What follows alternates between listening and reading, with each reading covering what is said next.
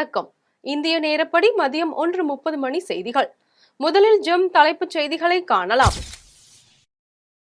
முன்னாள் சட்டமன்ற உறுப்பினர் வேலாயுதம் மறைவு, முதலமைச்சர் மு.க.ஸ்டாலின் இரங்கல். நாடாளுமன்ற தேர்தலில் மோடி வெற்றி பெற்றால் அடுத்த நாடாளுமன்ற தேர்தல் நடக்காது. அடம்பாக்கில் மம்தா பானர்ஜி உரை.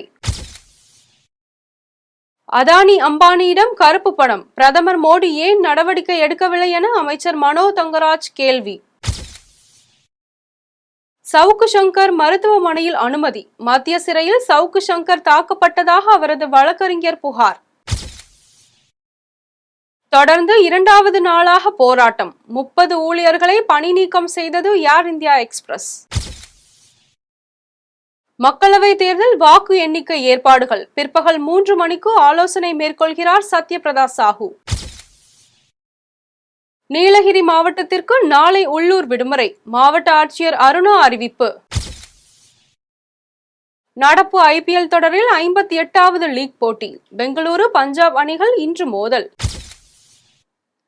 இனி விரிவான செய்திகளை காணலாம். பிரதமர் மோடி மீண்டும் ஆட்சிக்கு வந்தால் சிறுபான்மையினர், பிற்படுத்தப்பட்டோர் மற்றும் பழங்குடியினர் நெருக்கடியை சந்திக்க நேரிடும் என்று மம்தா பானர்ஜி தெரிவித்துள்ளார். மேற்கு வங்காளத்தில் உள்ள 42 நாடாளுமன்ற தொகுதிகளுக்கும் 7 கட்டங்களாக தேர்தல் நடத்தப்படும் நிலையில் தற்போது 3 கட்ட வாக்குப்பதிவு நடந்து முடிந்துள்ளது. இதையடுத்து அடுத்த கட்ட தேர்தலுக்கான பிரச்சாரம் தீவிரம் அடைந்துள்ளது. அரம்பாக்கத்தில் நேற்று நடைபெற்ற தேர்தல் பிரச்சார கூட்டத்தில் முதல் மந்திரியும் திரிணாமுல் காங்கிரஸ் தலைவருமான மம்தா பானர்ஜி கலந்து கொண்டு பேசினார். அப்போது பேசிய அவர், பயங்கரவாத ஆட்சி வருவதை நீங்கள் விரும்பவில்லை என்றால் பாஜகவிற்கு வாக்களிக்க கூடாது என்றும், மேற்கு வங்காள மக்களை அவதூறாக பேசுவதை பாஜக வழக்கமாக கொண்டுள்ளது என்றும், போலியான பாலியல் புகார்களை தெரிவித்து சந்தோஷ் காளி பெண்களை அவமரியாதை செய்தது பாஜகவினர் தான் என்றும் தெரிவித்தார். மேலும் மோடி மீண்டும் ஆட்சிக்கு வந்தால் சிறுபான்மையினர், பிற்படுத்தப்பட்டோர் மற்றும் பழங்குடியினர் நெருக்கடியை சந்திக்க நேரிடும் என்றும், இந்த முறை மோடி மீண்டும் வெற்றி பெற்றால் எதிர்காலத்தில் தேர்தல் நடக்காது என்றும் மம்தா பானர்ஜி பேசினார். அதானி அம்பானியிடம் கருப்பு பணம் இருப்பது தெரிந்தும் அதை மீட்க பிரதமர் மோடி ஏன் நடவடிக்கை எடுக்கவில்லை என்று அமைச்சர் மனோ தங்கராஜ் கேள்வி எழுப்பியுள்ளார். தெலுங்கானாவில் உள்ள வேமுலாவாடாவில் நேற்று நடந்த பிரச்சார கூட்டத்தில் பிரதமர் மோடி பேசுகையில், ராகுல் காந்தி கடந்த 5 ஆண்டுகளாக ஒன்றிய அரசுக்கும் அதானி அம்பானிக்கும் ரகசிய ஒப்பந்தம் ஏற்பட்டுள்ளதா என்பது உட்பட பல கேள்விகளை எழுப்பினார். இதனிடையே அதானி அம்பானியிடம் டெம்போவில் பணம் வாங்கித்தான் பழக்கமா என்று மோடிக்கு ராகுல் காந்தி பதிலடி கொடுத்துள்ளார். இந்நிலையில் தமிழக பால்வளத்துறை அமைச்சர் மனோ தங்கராஜ் வெளியிட்டுள்ள பதிவில், முழு பூசணிக்காயை சோற்றில் மறைக்க முயலும் பிரதமர் மோடியின் ஒப்புதல் வாக்குமூலம், அதானி அம்பானியிடம் இருந்து காங்கிரஸ் எவ்வளவு கருப்பு பணத்தை பெற்றது என்று பிரதமர் மோடி கேள்வி எழுப்பியுள்ளார். அதானி அம்பானியிடம் கருப்பு பணம் இருப்பது தெரிந்தும் அதை மீட்க பிரதமர் மோடி ஏன் நடவடிக்கை எடுக்கவில்லை என தெரிவித்துள்ளார். ஏர் இந்தியா எக்ஸ்பிரஸ் விமான ஊழியர்கள் தொடர்ந்து இரண்டாவது நாளாக போராட்டத்தில் ஈடுபட்டு வருவதால் சுமார் 30 ஊழியர்களை ஏர் இந்தியா எக்ஸ்பிரஸ் நிறுவனம் பணி நீக்கம் செய்துள்ளது. மத்திய அரசுக்கு சொந்தமான ஏர் இந்தியா மற்றும் ஏர் இந்தியா எக்ஸ்பிரஸ் விமான போக்குவரத்து நிறுவனங்களை கடந்த 2022ஆம் ஆண்டு டாடா குழுமம் வாங்கியது. இந்த ஏர் இந்தியா எக்ஸ்பிரஸ் விமான நிறுவனத்தில் பணியாற்றி வரும் 200க்கும் மேற்பட்ட ஊழியர்கள் நேற்று முன்தினம் இரவிலிருந்து திடீரென உடல்நலக்குறைவு விடுப்பு எடுத்து போராட்டத்தில் இறங்கினர். விமான நிறுவனத்தின் தவறான நிர்வாகத்தை கண்டித்து ஊழியர்கள் போராட்டத்தில் ஈடுபட்ட சம்பவம் விமான போக்குவரத்தை கடுமையாக பாதித்தது. இதனால் நாடு முழுவதும் 80க்கும் மேற்பட்ட ஏர் இந்தியா எக்ஸ்பிரஸ் விமானங்கள் ரத்து செய்யப்பட்டன. இந்நிலையில் ஏர் இந்தியா எக்ஸ்பிரஸ் விமான நிறுவன ஊழியர்கள் 2வது நாளாக இன்றும் திடீர் விடுப்பு எடுக்கும் போராட்டங்களில் ஈடுபட்டனர். இதையடுத்து சுமார் 30 ஊழியர்களை ஏர் இந்தியா எக்ஸ்பிரஸ் நிறுவனம் பணி நீக்கம் செய்துள்ளது. ஊட்டியில் 126வது மலர் கண்காட்சி நாளை துவங்க உள்ள நிலையில் நீலகிரி மாவட்டத்திற்கு நாளை உள்ளூர் விடுமுறை அளிக்கப்பட்டுள்ளது. நீலகிரி மாவட்டம் ஊட்டி அரசு தாவரவியல் பூங்காவில் கோடை காலத்தையொட்டி 126வது மலர் கண்காட்சி நாளை தொடங்கி 20ஆம் தேதி வரை மொத்தம் 11 நாட்கள் நடைபெறுகிறது. ஊட்டி ரோஜா பூங்காவில் நாளை ரோஜா கண்காட்சியும் தொடங்க உள்ள நிலையில் அதற்கான ஏற்பாடுகள் தீவிரமாக நடைபெற்று வருகிறது. இந்த நிலையில் மலர் கண்காட்சியையொட்டி நீலகிரி மாவட்டத்தில் நாளை உள்ளூர் விடுமுறை அறிவிக்கப்பட்டுள்ளது. இதுகுறித்து கலெக்டர் அருணா செய்திக்குறிப்பு ஒன்றை வெளியிட்டுள்ளார். அதில் நீலகிரி மாவட்டத்தில் நாளை 126வது மலர் கண்காட்சி துவங்க உள்ளதால் மாவட்டத்தில் உள்ள அனைத்து மாநில அரசு அலுவலகங்கள் மற்றும் கல்வி நிறுவனங்களுக்கு உள்ளூர் விடுமுறை அறிவிக்கப்பட்டுள்ளது. இந்த நாளில் மாவட்ட கருவூலம் மற்றும் சார்நிலை கருவூலங்கள் அரசு பாதுகாப்புக்கான அவசர அலுவலகங்கள் கவனிக்கும் பொருட்டு குறிப்பிட்ட பணியாளர்களுடன் செயல்படும் என்று தெரிவித்திருந்தனர். மேலும் இந்த விடுமுறை நாளை ஈடு செய்ய வருகிற 18ஆம் தேதி நீலகிரி மாவட்டத்திற்கு பணி நாளாக செயல்படும் என்று கூறியிருந்தார். திருமண ஆசை காட்டி தன்னை ஏமாற்றிய காவலர் மீது நடவடிக்கை எடுத்து தனக்கு உரிய நீதி கிடைக்க செய்ய வேண்டும் என வளசரவாக்கத்தை சேர்ந்த செவிலியர் ஒருவர் முதலமைச்சருக்கு கோரிக்கை வைத்துள்ளார். சென்னை வளசரவாக்கத்தை சேர்ந்த செவிலியர் ஜூவித் வளசரவாக்கம் காவல் நிலையத்தில் காவலராக பணியாற்றும் தம்பிதுரை என்பவர் திருமண ஆசை கூறி தன்னை பாலியல் ரீதியாக பயன்படுத்தி கொண்டு ஏமாற்றி விட்டதாக புகார் ஒன்றை தெரிவித்துள்ளார். இது தொடர்பாக வளசரவாக்கத்தில் செய்தியாளர்களிடம் பேசிய அவர், லவ் பண்ணிட்டு இருந்தோம் நாங்கள் ஒரு 3.5 மாசமா. அப்போ அவருக்கு கல்யாணம் ஆகலை, நான் பேச்சுலர்ஸோடு தான் இருக்கிறேன் அப்படின்னு சொல்லிட்டு சொன்னார். அதுக்கப்புறம் அவருக்கு கல்யாணம் ஆன உண்மை எனக்கு தெரிஞ்சிருச்சு. தெரிஞ்சதுக்கப்புறம் அவருக்கு எனக்கும் நிறைய சண்டை போச்சு. சண்டை போனதுக்கப்புறம் அவர் என்ன சொல்லிட்டாருன்னா, எங்களுக்கு குழந்தை இல்லை, குழந்தை பெற்றுக்கலாம், நான் வீட்டில் சொல்லி உன்னை கல்யாணம் பண்ணிக்கிறேன் அப்படின்னு சொல்லி அப்போ ஒரு ஏமாற்றம் கொடுத்தாரு. அதுக்கப்புறம் எங்களுக்குள்ளே ஒரு 6 மாதம் நல்லா தான் போச்சு. திருப்பியும் டிசம்பர் மாதத்துக்கு அப்புறம் அவர் இன்னும் நிறையா பொண்ணுங்களோட ரிலேஷன்ஷிப்பில் இருக்கிறாருன்னு சொல்லி எனக்கு ரொம்ப கோவம் நான் ஸ்ட்ரைட்டாக ஜான்வரி 31ஆம் தேதி 30 போலீஸ் ஸ்டேஷனில் கம்ப்ளைண்ட் கொடுத்துட்டேன். 31ஆம் தேதி அவர் மேலே எஃப்ஐஆர் பண்ணிட்டாங்க. பண்ணோடனே அவர் என்ன பண்ணிட்டாருன்னா, நான் சூசைட் பண்ணிப்பேன், என் குடும்பம் என்னை நம்பி தான் இருக்குது, நான் உன்னை கல்யாணம் பண்ணிக்கிறேன், என் வாழ்க்கை உன்னை நம்பி தான் இருக்குது, நான் உன்னை கல்யாணம் பண்ணிக்கிறேன் அப்படின்னு சொல்லி என்னை ஏமாற்றி ஸ்டேஷனில் கேஸை வாபஸ் வாங்க வச்சுட்டாங்க. நாற்றம்பள்ளி அருகே கடன் தொல்லையால் மூதாட்டி கிணற்றில் குதித்து தற்கொலை செய்து கொண்ட சம்பவம் அப்பகுதியில் பெரும் சோகத்தை ஏற்படுத்தியுள்ளது. திருப்பத்தூர் மாவட்டம் நாற்றம்பள்ளி அடுத்த கே பந்தாரப்பள்ளி குதுவமேடு பகுதியை சேர்ந்தவர் சரோஜா. சுற்றுவட்டார பகுதிகளில் உள்ள நபர்களிடம் கடன் வாங்கியுள்ளார். கடன் தொல்லையால் சரோஜா ஒருமுறை தற்கொலைக்கு முயற்சி செய்துள்ளதாக கூறப்படுகிறது.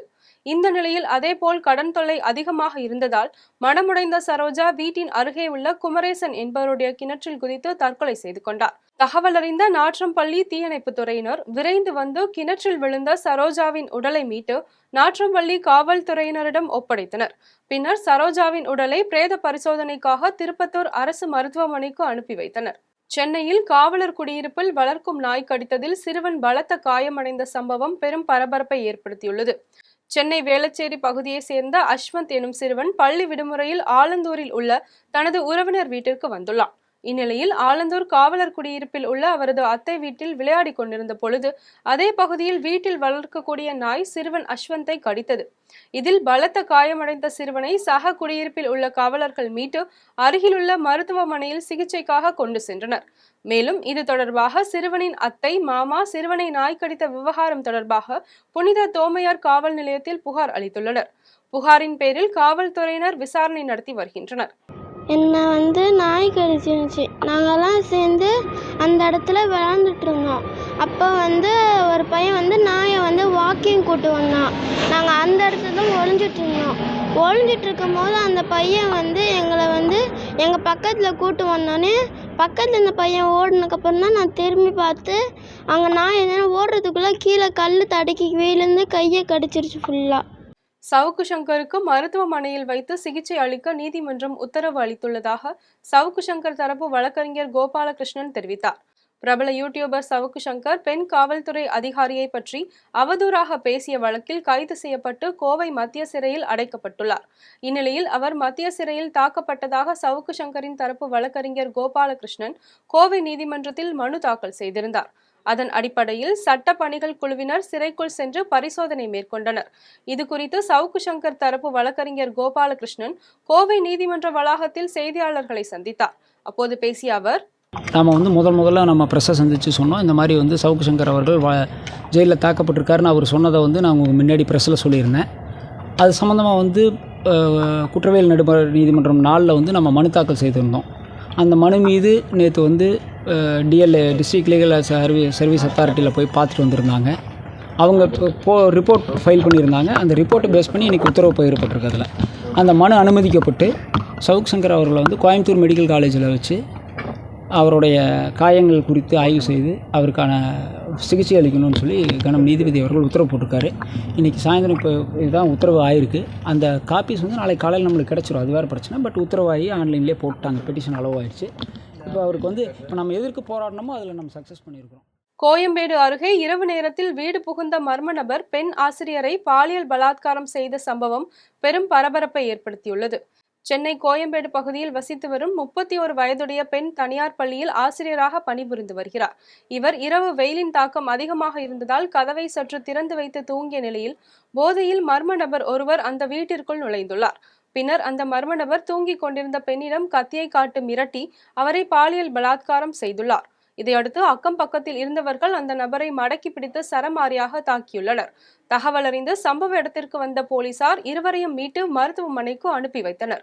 இதையடுத்து அந்த பெண் கோயம்பேடு அனைத்து மகளிர் போலீஸ் நிலையத்தில் அளித்த புகாரின் பேரில் பெண் ஆசிரியை பாலியல் பலாத்காரம் செய்த நபர் கோயம்பேடு பகுதியை சேர்ந்த ஜான் பால்ராஜ் என்பதும், குடிபோதையில் இருந்த அந்த நபர் வீட்டில் நுழைந்து கத்தியை காட்டி மிரட்டி ஆசிரியரை பலாத்காரம் செய்ததும் தெரிய வந்தது. இதையடுத்து அந்த நபரை போலீசார் கைது செய்து தொடர்ந்து விசாரணை மேற்கொண்டு வருகின்றனர். கோவையில் விமானத்தில் வந்தவரிடமிருந்து 90 லட்சம் மதிப்பிலான தங்க கட்டிகள் மற்றும் செயின் பறிமுதல் செய்யப்பட்ட சம்பவம் பெரும் பரபரப்பை ஏற்படுத்தியுள்ளது. கோவையில் உள்ள சர்வதேச விமான நிலையத்திற்கு சிங்கப்பூரிலிருந்து கோவைக்கு இயக்கப்படும் விமானத்தில் தங்கம் கடத்தப்படுவதாக சுங்க வரித்துறை அதிகாரிகளுக்கு ரகசிய தகவல் கிடைத்தது. தகவலின் அடிப்படையில் சிங்கப்பூரில் இருந்து கோவை விமான நிலையத்திற்கு வந்து இறங்கிய பயணிகளிடம் அதிகாரிகள் தீவிர சோதனையில் ஈடுபட்டனர். அதில் ஒரு பயணியிடம் விசாரணை மேற்கொண்ட போது அவர் முன்னுக்கு பின் முரணான பதில் அளித்ததால் அதிகாரிகள் அந்த நபரை சோதனை செய்தனர். அப்போது அவருடைய பையில் 90,28,000 மதிப்புள்ள தங்க கட்டிகள் மற்றும் தங்க செயின் இருந்தது தெரிய வந்தது. இதையடுத்து அதிகாரிகள் அந்த நபரிடமிருந்து 1 கிலோ 220 கிராம் எடை கொண்ட 10 தங்க கட்டிகள் மற்றும் செயினை பறிமுதல் செய்து விசாரணை மேற்கொண்டு வருகின்றனர். எனக்கு வாக்காளர் அடையாள அட்டை இல்லை என்றும் நான் வாழ்நாளில் வாக்களித்ததே இல்லை என்றும் நடிகை சாந்தினி செய்தியாளர் சந்திப்பின் போது தெரிவித்தார். சென்னை வடபழனியில் அமைந்துள்ள ஆர்கே ஸ்டுடியோவில் உயிர் தமிழுக்கு திரைப்பட குழுவினர் செய்தியாளர்களை சந்தித்தனர். அப்போது பேசிய அவர்கள் இவ்வாறு தெரிவித்தனர். நான் இந்தியன் சிட்டிசன், அதனால யூஎஸ்ல தான் வளர்ந்துருக்கேன். அதனாலதான் எனக்கு ஓட்டர் ஐடி இல்லை. நீங்க நான் ஃபர்ஸ்ட் சொன்ன பதில் மட்டும் எடுத்துட்டு கட் பண்ணி வேற ஹெட்லைன் போட்டு போடாதீங்க. அப்ப ஏன் என்ன வச்சு போடாதீங்க? யூஎஸ்ல இருந்தது, இனிமேதான் ஓட்டர்ஸ் ஐடி எடுக்கணும். அதுக்கப்புறம் அதனால எனக்கு அவ்வளோ அதை பத்தி தெரியல. So I have to learn. Ranipet மாவட்ட கண்காணிப்பு அலுவலர் ஷில்பா பிரபாகர் சதீஷ் தலைமையில் துறை சார்ந்த அலுவலர்களுடன் ஆய்வுக் கூட்டம் நடைபெற்றது. ராணிப்பேட்டை மாவட்ட கண்காணிப்பு அலுவலர் ஷில்பா பிரபாகர் சதீஷ் தலைமையில் மாவட்ட ஆட்சியர் அலுவலக கூட்டரங்கில் ஆய்வுக் கூட்டம் நடைபெற்றது. கூட்டத்தில் கோடை காலத்தில் பொதுமக்களுக்கு சீரான குடிநீர் வழங்கி வருவது குறித்தும், அதில் நிலவும் பிரச்சனைகளை குறித்தும், வெப்ப அலை பாதுகாப்பு நடவடிக்கைகள் மேற்கொண்டு வருவது குறித்தும் துறை சார்ந்த அலுவலர்களுடன் ஆய்வுக் கூட்டம் நடைபெற்றது. இதில் மாவட்ட ஆட்சித்தலைவர் ச. வளர்மதி, திட்ட இயக்குனர், மாவட்ட ஊரக வளர்ச்சி முகமை லோகநாயகி மற்றும் துறை சார்ந்த அலுவலர்கள் கலந்து கொண்டனர். ஆப்பிள் விஷன் ப்ரோ தொழில்நுட்பத்தை பயன்படுத்தி பல்வேறு அறுவை சிகிச்சைகளை வெற்றிகரமாக செய்து முடித்து ஜெம் மருத்துவமனை சாதனை படைத்துள்ளது. சென்னை பெருங்குடியில் அமைந்துள்ள ஜெம் மருத்துவமனையில் ஆப்பிள் விஷன் ப்ரோ தொழில்நுட்பத்தை பயன்படுத்தி பலவிதமான அறுவை சிகிச்சைகள் வெற்றிகரமாக நடைபெற்றது. அதற்கான செய்தியாளர் சந்திப்பு நடைபெற்றது. இதில் ஜெம் மருத்துவமனையின் நிறுவனர் பழனிவேல், இயக்குனர் செந்தில்நாதன், மருத்துவர்கள், ஆப்பிள் விஷன் ப்ரோ கருவியை பயன்படுத்தி வெற்றிகரமாக அறுவை சிகிச்சைகள் மேற்கொண்ட மருத்துவர் பார்த்தசாரதி ஆகியோர் கலந்து கொண்டனர். மேலும் செய்தியாளர் சந்திப்பில் பேசிய அவர் இவ்வாறு தெரிவித்தார். இந்தியாவில் முதல் முறையாக வயிற்றுக்குள் இருக்கக்கூடிய ஆப்ரேஷனை செய்திருக்கிறோம். பித்தப்பை கற்கள், ஸ்டொமக் கேன்சர், இந்த மாதிரி பல வகையான ஆப்ரேஷன்களை இந்த ஆப்பிள் ப்ரோவிஷன் மூலம் பண்ணியிருக்கோம். இதில் லேப்ரோஸ்கோப்பியில் நம்ம என்ன பண்ணுறோமோ அதே கான்செப்ட் தான் இந்த ஆப்ரேஷனில். ஆனால் இந்த மானிட்டர் வச்சு நம்ம லேப்ரோஸ்கோப் பண்ணுறது போல் இதனுடைய ப்ரோவிஷனுடைய நியூ சிஸ்டத்தில் கேமரா அந்த மானிட்டரை க்ரியேட் பண்ணி பண்ணுறோம். இதில் நார்மல் லேப்ரோஸ்கோப் பார்க்கறத விட பல மடங்கு பெரிதுபடி காமிக்குது. கிளியரெலாம் இல்லாதனால பர்ஃபெக்ஷன் நல்லா இருக்குது. ஸோ அதனால் நம்ம சர்ஜரி பண்ணுறதையே ப்ரிசைஸ் சர்ஜரியாக பண்ண முடிகிற அளவுக்கு இது நன்றாக இருக்குது. ஆம்பூர் நெடுஞ்சாலையில் இளைஞர் ஒருவர் மது போதையில் பொதுமக்களிடம் ரகளையில் ஈடுபட்ட சம்பவம் பெரும் பரபரப்பை ஏற்படுத்தியுள்ளது. திருப்பத்தூர் மாவட்டம் ஆம்பூர் நெடுஞ்சாலையில் இளைஞர் ஒருவர் போதையில் வாகனங்களை வழிமறித்து நீண்ட நேரம் ரகளையில் ஈடுபட்டுள்ளார். இதுகுறித்து தகவல் அறிந்து வந்த ஆம்பூர் நகர போலீசார் அந்த இளைஞரை காவல் நிலையத்திற்கு அழைத்து சென்று விசாரணை மேற்கொண்டனர். விசாரணையில் அவர் வெங்கடசமுத்திரம் பகுதியை சேர்ந்தவர் என்பதும் அளவுக்கு அதிகமான போதையில் இருப்பதால் அவருடைய பெற்றோருடன் அனுப்பி வைத்ததாக காவல்துறையினர் தெரிவித்தனர். இந்நிலையில் சாலையில் பொதுமக்களுக்கு இடையூறு ஏற்படுத்தும் வகையில் செயல்பட்ட அவரை கைது செய்து நடவடிக்கை எடுக்காதது ஏன் என பொதுமக்கள் கேள்வி எழுப்பி வருகின்றனர். கோவையில் போக்சோ சட்டத்தின் கீழ் கைதான நபருக்கு 7 ஆண்டுகள் சிறை தண்டனை மற்றும் 7,000 ரூபாய் அபராதம் விதித்து நீதிமன்றம் உத்தரவிட்டுள்ளது.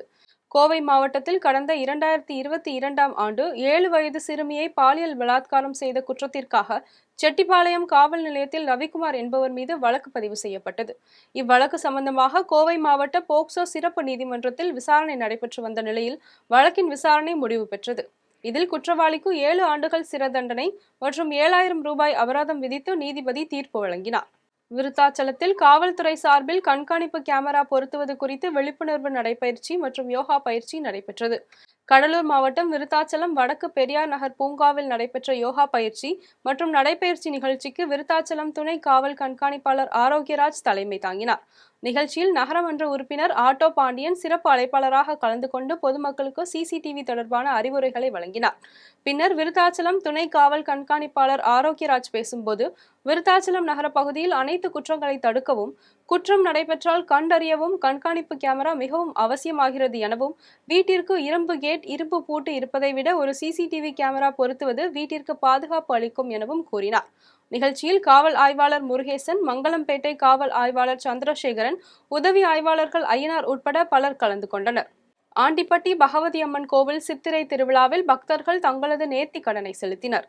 தேனி மாவட்டம் ஆண்டிப்பட்டி பாப்பமால்புரத்தில் அமைந்துள்ள பகவதி அம்மன் கோவிலில் சித்திரை திருவிழா வெகு விமரிசையாக நடைபெற்று வருகிறது. முன்னதாக அம்மன் உற்சவ மூர்த்தி சகல வாத்தியங்களுடன் அலங்கரிக்கப்பட்ட சப்பரத்தில் பவனி வர வைகை அணையிலிருந்து கொண்டு வரப்பட்ட புனித நீர் திருமஞ்சன கூட்டத்தில் தெளிக்கப்பட்டது. இதையடுத்து கைகளில் காப்பு கட்டி 48 நாட்கள் 1 மண்டல காலம் விரதம் இருந்த பக்தர்கள் தீச்சட்டி எடுத்தும் காவடி எடுத்தும் தங்களது நேர்த்தி கடனை செலுத்தினர். காரைக்காலில் அண்மையில் காணாமல் போன 27 செல்போன்களை சைபர் கிரைம் காவல்துறையினர் மீட்டு உரிமையாளர்களிடம் ஒப்படைத்தனர். காரைக்கால் மாவட்டத்தில் அண்மை காலங்களில் பொதுமக்கள் பல்வேறு இடங்களில் தங்களது மொபைல்களை தொலைத்துள்ளனர். இதனை கண்டுபிடித்து கொடுக்கும்படி காரைக்கால் சைபர் கிரைம் காவல்துறையினரிடம் செல்போன் உரிமையாளர்கள் புகார் அளித்துள்ளனர். இதனை அடுத்து சைபர் கிரைம் காவல்துறையினர் காணாமல் போன செல்போன்களை தேடி வந்தனர். இந்த நிலையில் அண்மையில் காணாமல் போன 5 லட்சம் மதிப்பிலான 27 விலை உயர்ந்த செல்போன்களை மீட்டெடுத்த சைபர் கிரைம் காவல்துறையினர் முதுநிலை காவல் கண்காணிப்பாளர் மணிஷ் தலைமையில் செல்போன் உரிமையாளர்களிடம் ஒப்படைத்தனர். ரத்னகிரி பாலமுருகன் கோவிலில் சித்திரை மாத கிருத்திகையொட்டி அருகோண தெப்பக்குளத்தில் பக்தர்கள் கைகளில் அகல் விளக்குகளை ஏந்தி சிறப்பு வழிபாடு செய்தனர். ராணிப்பேட்டை மாவட்டம் ஆற்காடு அடுத்த ரத்னகிரி பகுதியில் அமைந்துள்ள பாலமுருகன் திருக்கோவிலில் வளர்பிறை சித்திரை மாத கிருத்திகையை முன்னிட்டு உச்சி கணபதி மற்றும் பாலமுருகன் சுவாமிகளுக்கு சிறப்பு அபிஷேகம் மகா தீபாராதனை காண்பிக்கப்பட்டது. இதனை அடுத்து ஆறுகோண தெப்பத்தில் பாலமுருகன் சுவாமி உற்சவருக்கு சிறப்பு புஷ்ப மலர்களால் அலங்காரம் செய்து மலையிலிருந்து மங்கள மேளதாளம் முழங்க பக்தர்கள் சுவாமியை ஊர்வலமாக தெப்பக்குளத்திற்கு கொண்டு வந்தனர். இதனை அடுத்து சிறப்பு நாதஸ்வர வாத்தியங்கள் முழங்க மங்கள தீபாராதனையை அருகோண தெப்பக்குளத்திற்கு காட்டப்பட்டது. பின்னர் கூடியிருந்த அனைத்து பக்தர்கள் பக்தி கோஷங்கள் வெளிப்படுத்த தங்கள் கைகளில் இருந்த அகல் விளக்குகளை தெப்பக்குளத்திற்கு காட்டி முருகனை வழிபட்டு சென்றனர். ஓமலூர் திரௌபதி அம்மன் திருக்கோவிலில் தீமிதி திருவிழா கோலாகலமாக நடைபெற்றதில் ஆயிரக்கணக்கான பக்தர்கள் கலந்து கொண்டு சாமி தரிசனம் செய்தனர். சேலம் மாவட்டம் ஓமலூர் நகரில் அமைந்துள்ள திரௌபதி அம்மன் கோவில் சித்திரை திருவிழா நடைபெற்றது. விழாவில் அர்ஜுனன் தபசு, மரம் ஏறுதல், அரவான் சிரசு அறுத்தல், திரௌபதி அம்மன் திருக்கல்யாணம், துரியோதனன் சம்ஹாரம் போன்ற பல்வேறு நிகழ்ச்சிகள் நடைபெற்றது. இதனை அடுத்து ஆண்கள், பெண்கள் உட்பட 100க்கும் மேற்பட்ட பக்தர்கள் அக்னிகுண்டம் இறங்குதல் விழா வெகு விமரிசையாக நடைபெற்றது. இதில் ஆயிரக்கணக்கான பக்தர்கள் கலந்து கொண்டு திரௌபதி அம்மனை வழிபட்டு சென்றனர். இனி வருவது உலக செய்திகள்.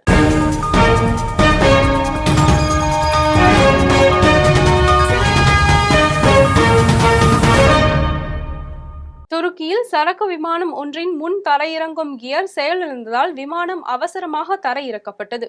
துருக்கியில் சரக்கு விமானம் ஒன்று அதன் முன் தரையிறங்கும் கியர் செயலிழந்ததால் இஸ்தான்புல் விமான நிலையத்தில் அவசரமாக தரையிறக்கப்பட்டது. வெட்டெக்ஸ் எக்ஸ்பிரஸ் நிறுவனத்திற்கு சொந்தமான போயிங் 767 விமானம் பின் தரையிறங்கும் கியரை மட்டுமே பயன்படுத்தி தரையிறங்கியதால் விமானத்தின் முன்பகுதி தரையுடன் மோதி தீப்பொறி பறந்தது. இது சம்பந்தமான வீடியோ சமூக வலைதளங்களில் வெளியானது. மேலும் இந்த விபத்தில் யாருக்கும் காயம் ஏற்படவில்லை. விமான ஊழியர்கள் பாதுகாப்பாக வெளியேற்றப்பட்டனர் என்று துருக்கியின் போக்குவரத்து அமைச்சர் அப்துல் காதிர் தெரிவித்தார். இதனை அடுத்து விபத்துக்குள்ளான விமானத்தை அகற்றும் பணியின் போது விமானம் தரையிறங்கிய ஓடுபாதை தற்காலிகமாக மூடப்பட்டுள்ளது. இனி வருவது விளையாட்டு செய்திகள்.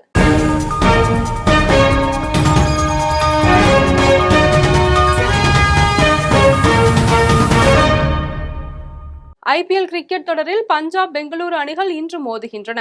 17வது IPL கிரிக்கெட் தொடர் இந்தியாவின் பல்வேறு நகரங்களில் விறுவிறுப்பாக நடைபெற்று வருகிறது. இதுவரை 57 லீக் போட்டிகள் முடிவடைந்த நிலையில் இன்னும் 13 போட்டிகள் மட்டுமே மீதமுள்ளது. இருப்பினும் அதிகாரப்பூர்வமாக எந்தவொரு அணியும் அடுத்த சுற்றுக்கு முன்னேறவில்லை. இந்த நிலையில் இன்று தரம்சாலாவில் உள்ள இமாச்சல பிரதேச கிரிக்கெட் சங்க மைதானத்தில் நடைபெறும் 58வது லீக் போட்டியில் Punjab Kings, Royal Challengers Bengaluru அணிகள் மோதுகின்றன. பஞ்சாப் அணி இதுவரை 11 போட்டிகள் விளையாடி 4 வெற்றி 7 தோல்வியுடன் 8 புள்ளிகள் பெற்றுள்ளது. தனது எஞ்சிய 3 லீக் போட்டிகளிலும் வெற்றி பெற்றால் மட்டுமே அடுத்த சுற்று செல்வதற்கான வாய்ப்பில் நீடிக்க முடியும். இதேபோல் பெங்களூரு அணியும் 11 போட்டிகள் விளையாடி 4 வெற்றி 7 தோல்வியுடன் 8 புள்ளிகள் பெற்று அடுத்த சுற்று வாய்ப்பில் நூலிலையில் தொங்கிக் கொண்டிருக்கிறது. எஞ்சிய 3 போட்டிகளில் வென்றால் மட்டுமே அடுத்த சுற்று வாய்ப்பில் தொடர முடியும் என்ற நிலையில் உள்ளது. இனி வருவது தங்கம், வெள்ளி விலை மற்றும் பங்கு சந்தை நிலவரம்.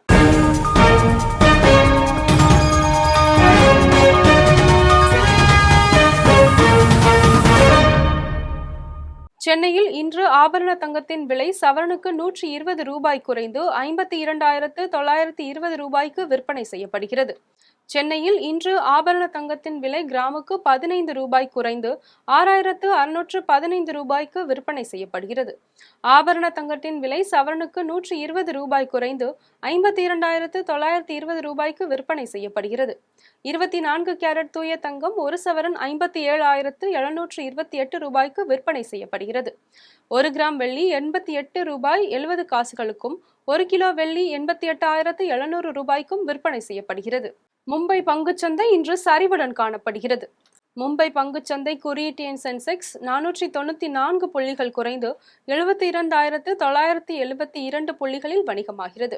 தேசிய பங்குச்சந்தை குறியீட்டு எண் நிஃப்டி 164 புள்ளிகள் குறைந்து 22,137 புள்ளிகளில் வணிகமாகிறது. மீண்டும் ஜெம் தலைப்புச் செய்திகள். முன்னாள் சட்டமன்ற உறுப்பினர் வேலாயுதம் மறைவு, முதலமைச்சர் மு.க. ஸ்டாலின் இரங்கல். நாடாளுமன்ற தேர்தலில் மோடி வெற்றி பெற்றால் அடுத்த நாடாளுமன்ற தேர்தல் நடக்காது, அடம்பாக்கில் மம்தா பானர்ஜி உரை. அதானி அம்பானியிடம் கருப்பு பணம், பிரதமர் மோடி ஏன் நடவடிக்கை எடுக்கவில்லை என அமைச்சர் மனோ தங்கராஜ் கேள்வி. சவுக்கு சங்கர் மருத்துவமனையில் அனுமதி, மத்திய சிறையில் சவுக்கு சங்கர் தாக்கப்பட்டதாக அவரது வழக்கறிஞர் புகார். தொடர்ந்து 2வது நாளாக போராட்டம், 30 ஊழியர்களை பணி நீக்கம் செய்தது ஏர் இந்தியா எக்ஸ்பிரஸ். மக்களவை தேர்தல் வாக்கு எண்ணிக்கை ஏற்பாடுகள், பிற்பகல் 3 மணிக்கு ஆலோசனை மேற்கொள்கிறார் சத்யபிரதா சாஹூ. நீலகிரி மாவட்டத்திற்கு நாளை உள்ளூர் விடுமுறை, மாவட்ட ஆட்சியர் அருணா அறிவிப்பு. நடப்பு IPL தொடரில் 58வது லீக் போட்டி, பெங்களூரு பஞ்சாப் அணிகள் இன்று மோதல். இத்துடன் ஜெம் செய்திகள் நிறைவடைகின்றன. மீண்டும் ஜெம் செய்திகள் இரவு 8:30 மணிக்கு. உடனுக்குடன் செய்திகளை காண GemLive.tv என்ற இணையதளத்தில் இணைந்திருங்கள். நன்றி, வணக்கம்.